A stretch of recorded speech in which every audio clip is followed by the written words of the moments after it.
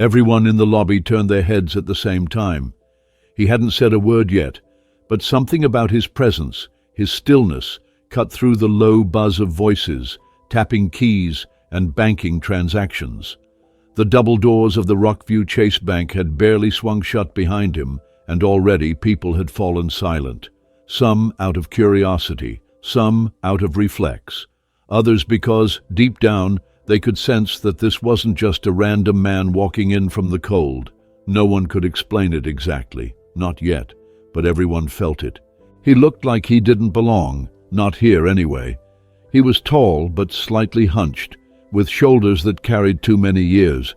His coat was dark brown, heavy, wool, and far too worn for a place like this. A coat with patches, missing buttons, and seams coming loose in places most people wouldn't notice unless they'd had to sew things back together by hand. His shoes were scuffed beyond repair, one sole half detached, slapping against the marble with each step. His fingers were rough, long, like he'd worked with tools his whole life. But it wasn't his clothes or his age or even the bag on his shoulder that made people stop what they were doing. It was his eyes, deep-set, dark, focused. He wasn't confused. He wasn't lost. He wasn't wandering in by accident. He knew exactly where he was and exactly what he came to do. And then he said it. "This bank belongs to me." At first, there was nothing, not a sound. The teller closest to the door blinked. A woman near the waiting chairs looked up from her phone, paused, and furrowed her brow. One of the personal bankers shifted in their chair, unsure if they heard him right. And then, almost on cue, the laughter began.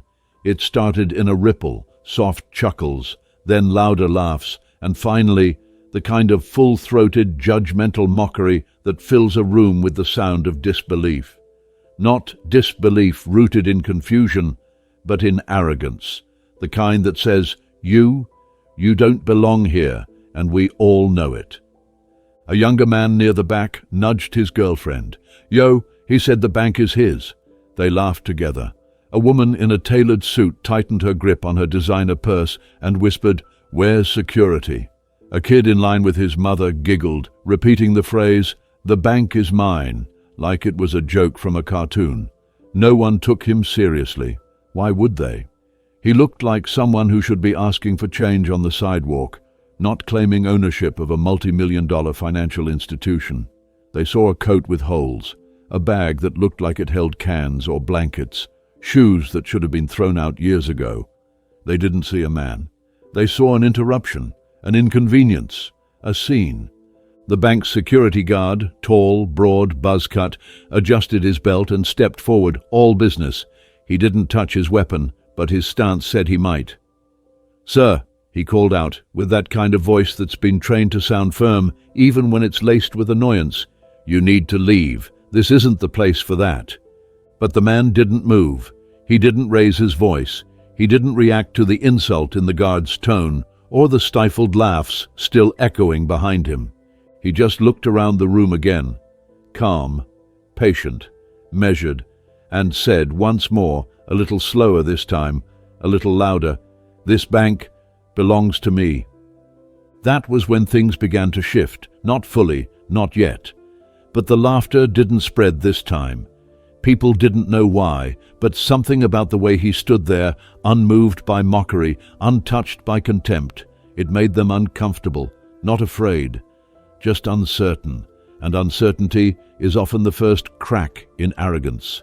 He took a single step forward, the sack on his shoulder, heavy, clearly filled with more than just rags or clothes, shifted as he moved. The guard instinctively raised his hand, signaling him to stop. "All right, old man, don't take another step. I'll have to remove you." And that's when he did something no one expected. He bent down, slow and deliberate, and lowered the sack onto the floor with a soft thud. The guard tensed. The room went quiet again. People stared, some standing, others frozen mid-transaction. One woman whispered, "What's in the bag?" Nobody knew, but something in the way he placed it down said, "It's important, more important than any of you realize." He didn't flinch, didn't rush.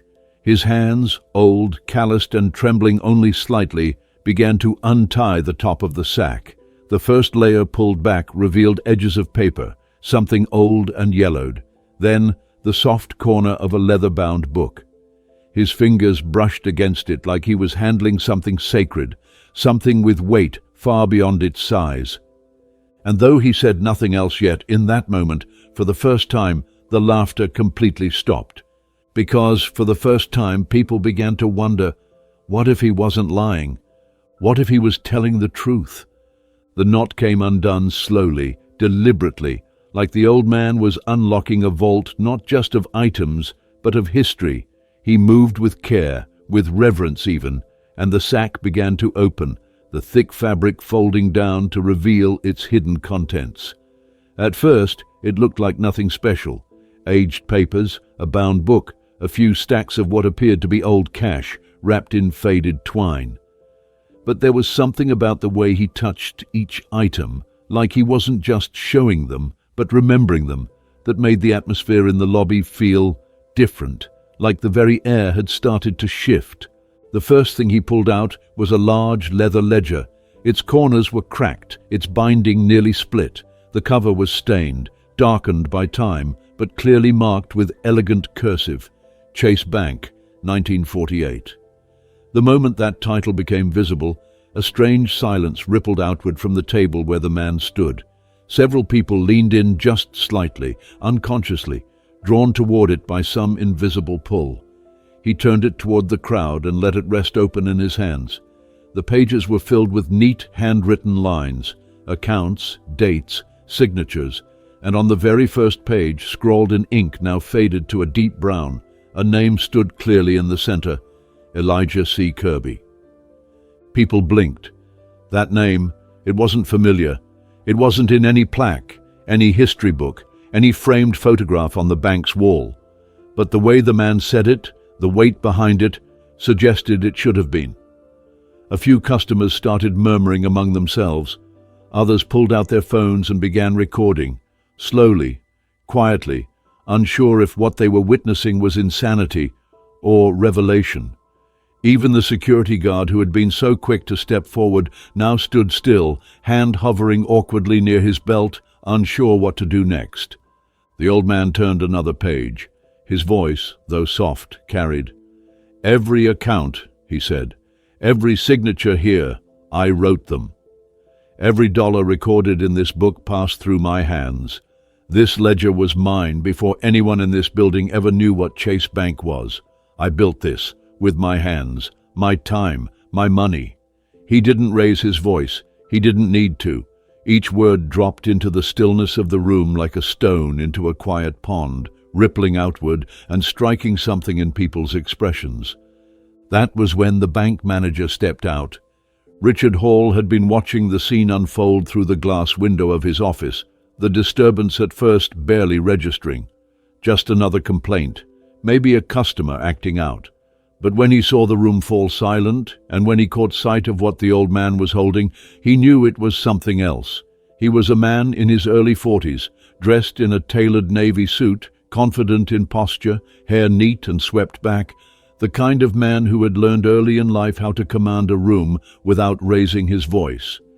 He approached quickly, lips tight, and stopped a few feet from the table. "Sir," he said, his tone professional but cold, "you need to leave. Now you're disturbing customers, and whatever you think you're proving, this isn't the place." The old man didn't look up. He simply flipped another page in the ledger, letting the signatures speak louder than any words he could say. Richard's brow furrowed. He took a half step closer and caught sight of the page. For a moment, just a moment, his expression shifted. The confidence cracked.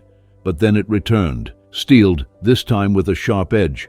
"This bank," he said firmly, "has been owned by the Matthews family for over 70 years. Whatever you have in that book doesn't change that." Elijah finally raised his eyes. There was no anger in them, no rage, just something that was, somehow, more unnerving, calm, truthful, unshakable. "That's because they erased me," he said. "My name, my history, my legacy. But the paper didn't forget, the money didn't forget, and I didn't forget." He reached into the sack again, pulling out another stack of bills. They looked ancient, yellowed, thin, brittle at the edges, but each one bore the same seal, an early version of the Chase Bank emblem, stamped clean and unmistakable. Currency that hadn't been in circulation in decades. Some had bank stamps. Some had serials that matched accounts written in the ledger. One of the younger employees behind the counter, a girl named Maya, stepped forward hesitantly, eyes fixed on the bills. She looked at one closely. "These are real," she murmured, not loud enough to disrupt, but loud enough for Richard Hall to hear. He turned toward her sharply, his voice tightening. "That's enough," he said. "Go back to your station." But Maya didn't move, and neither did the growing number of customers now inching closer, gathering around the scene not out of concern, but fascination. Something strange had happened, something you couldn't unsee. This wasn't just some man making wild claims. He had evidence, documents, money, a name engraved into the first days of this bank's existence. And the more he revealed, the harder it became for people to pretend he was just a crazy man with a story. Richard Hall tried to keep control of the room, tried to remind himself that he was the one in charge. "This is all circumstantial," he said, gesturing vaguely at the papers. "None of this proves ownership." He looked back at the ledger, back at the bills, but his voice lacked the certainty it had just moments before. Elijah didn't argue. He didn't protest. He simply stepped back, placed the ledger down on the nearest table and said, "I didn't come here to ask. I came to show you the truth. What you do with it is up to you." The room went quiet again. Not because anyone told them to be quiet, but because for the first time they realized the man standing before them might not be demanding attention. He was demanding remembrance, recognition, and maybe even justice. No one knew when exactly the mood changed, but it did, like a switch flipped. Just moments before, people had laughed, they had mocked. Now they watched. Not with humor, not with pity, but with a tension that seemed to coil around every breath. The young teller, Maya, was still staring at the stack of bills, her fingertips brushing the surface of one of the faded notes. It was fragile, yellowed, but unmistakably authentic. She held it up gently and looked over at Richard Hall, then down at the ledger the old man had laid out like a forgotten relic finally brought into the light. "This is older than the current branding," she said quietly, mostly to herself, but loud enough for the silence to make it echo. Her voice carried. It broke something in the room, a wall maybe, the illusion that this man, Elijah Kirby, could be dismissed as a confused elder wandering through some delusion. Other employees leaned forward, peering over counters. Customers took subtle steps closer, drawn in by the weight of the moment. Phones were still recording, but now they weren't just for spectacle. They were for evidence. Something important was happening, and everyone could feel it in their chest. Elijah didn't move from his spot. His eyes scanned the room, slow and thoughtful, but not judgmental. If anything, he looked almost tired. Not from weakness, but from years, from memory, from waiting this long for people to finally hear him. He gestured toward the open page in the ledger. "There," he said. "Right there is the account I opened in May of 1948. That's my signature. I wrote it myself. The ink has faded, but it hasn't disappeared, just like I didn't."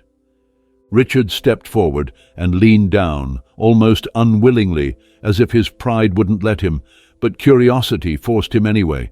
His eyes traced the lines of cursive on the old paper, his lips pressing into a tight line as he read the numbers, the details, the name written in a hand that matched the one still holding the ledger today. Elijah C. Kirby. He read it under his breath and then stood back quickly, as if the truth had stung him. He looked around, flustered, not yet ready to believe. "It still doesn't prove anything. Documents can be faked. Old bills can be bought. We're in the digital age now. Anyone can find a typewriter and make something look old." Elijah raised an eyebrow, almost amused. He reached back into the sack, pulling out something smaller this time, a folded newspaper clipping, laminated and worn around the edges. He opened it slowly and handed it to Maya. She took it, unfolding it carefully, and her eyes widened. It was a front-page article from the Rockview Tribune, dated July 4th, 1949. The headline read, "New Local Bank Opens, Co-founded by Promising Entrepreneur Elijah Kirby." Beneath it was a black and white photo of two men in suits standing outside a brick building, one white, one black. Maya glanced at the photo, then at the man standing before her. This is you," she said. "This is real." Elijah nodded. "That was the day we opened this bank. Me and John Matthews, back when he still called me brother, before he decided that the color of my skin was bad for business." The words fell heavy on the room. There was no shout, no outburst, just the slow sinking weight of history pressing itself into the present. Everyone in that bank, from customers to tellers to the man who wore the title of manager, felt it. Richard Hall looked pale. He didn't know what to say. And that's when one of the older clients, an elderly man who'd been sitting quietly near the back of the lobby, stood up and walked over. He adjusted his glasses, squinting at the newspaper, then at Elijah. "I remember this," he said, pointing at the clipping. "I was a teenager. My father opened our first account here that summer. He told me later that one of the men who built the bank just disappeared."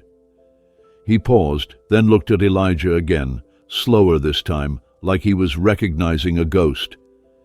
He said the man's name was Elijah. A few gasps rippled across the room, soft and astonished.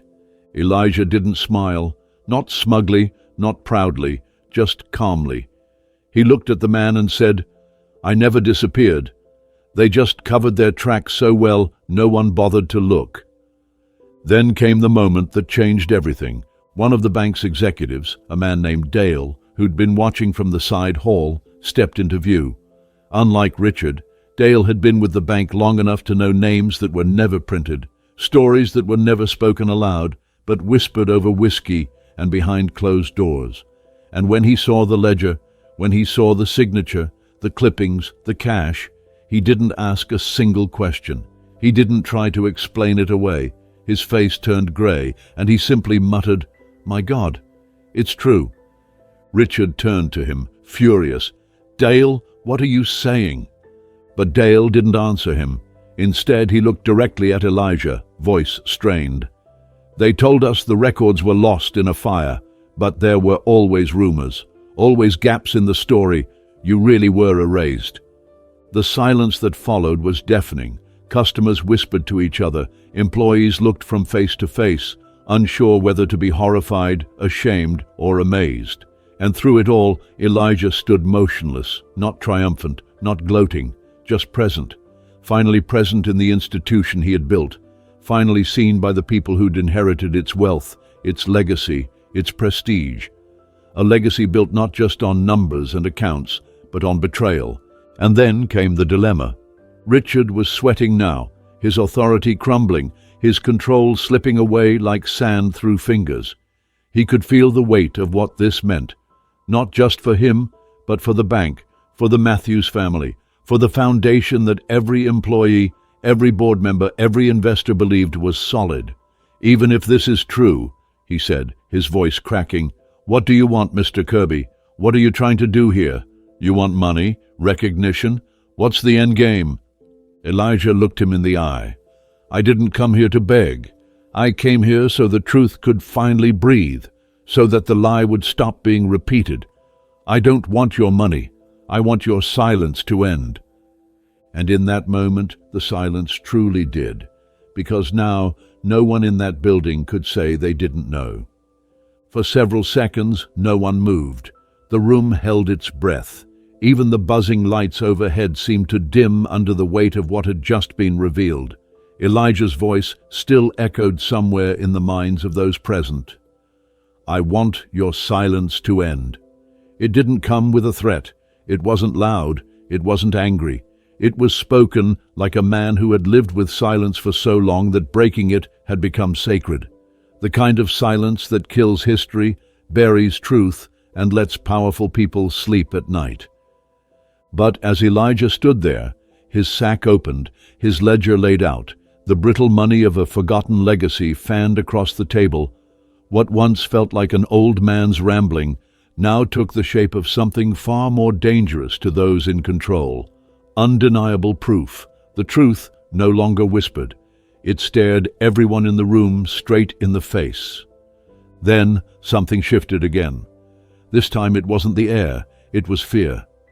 Stephen Miller, the head of security, stepped forward. His jaw clenched. His boots echoed louder than they should have as he walked across the marble toward Elijah. He hadn't said much this entire time, but now his voice cut like a blade. "All right, this has gone far enough," he snapped, placing one hand on the holster at his hip, the other raised like a warning. "You've made your speech. You've shown your paper tricks. Now it's time to leave before we make you." Gasps rippled through the crowd. A mother pulled her daughter a little closer. Several people took cautious steps backward. Phones were still up, but now their holders were trembling slightly. This didn't feel like a confrontation anymore. It felt like a threat. But Elijah didn't flinch. He didn't raise his voice or move away. Instead, he stood calmly, his eyes steady and tired.